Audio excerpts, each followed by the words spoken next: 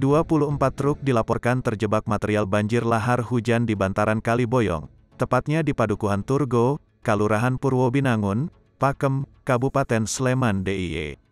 Anggota SAR Kaliurang, Winanto, dihubungi Kamis, tanggal 3 Februari tahun 2022, mengatakan, hingga pukul 14.20 waktu Indonesia Barat, Winanto mengungkapkan, kondisi truk masih terjebak di lokasi kejadian. Puluhan truk tersebut posisinya berbaris. Ia mengungkapkan, dari 24 truk yang terjebak, ada satu truk yang saat ini kondisinya miring nyaris terguling.